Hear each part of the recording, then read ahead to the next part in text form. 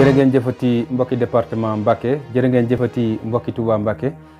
seen mbokk Talla Diakhaté Khelcom moo nekk ci kaddu gi ñu ngi nuyu ñëpp di leen jox seen wàccuwaay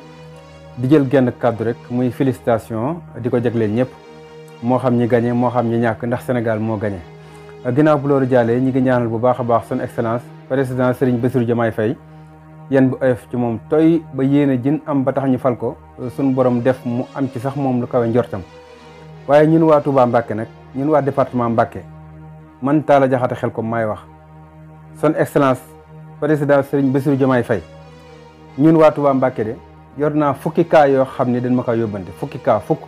yoo xam ne dafa concerné département Mbacké bi may njëkk génn nag mooy xale bii ma la tafal muy Serigne Mourtala Mbacké di sëtub Serigne Touba Khadimou Rassoul son excellence président Bassirou Diomaye Faye gone gii dafa jékki-jékki ni mër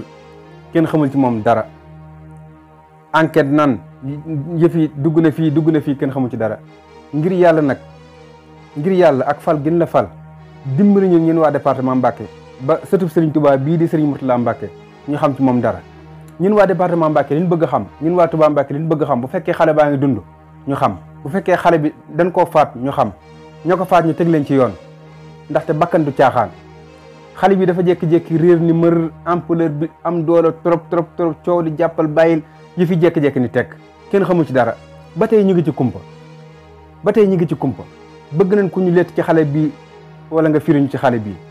bi ba tey xol yaa ngi tooy ci xale bi muy Serigne Mourtala Mbacké di jëmb ji kon son excellence président Serigne Bassirou Diomaye Faye ñun de bari nañ ay cas yoo xam ne yow képp lañ ci yaakaar ngir nga taxawuñ ci waaye bii moom moo ci njëkk moom xale bii daal bëgg na noo xam bu fekkee mi ngi dund xel yi daal bu fekkee dundul tamit ñu xam ñàkk dund ga lan moo ko sabab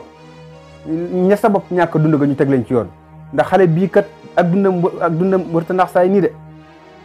jërë ngeen jëf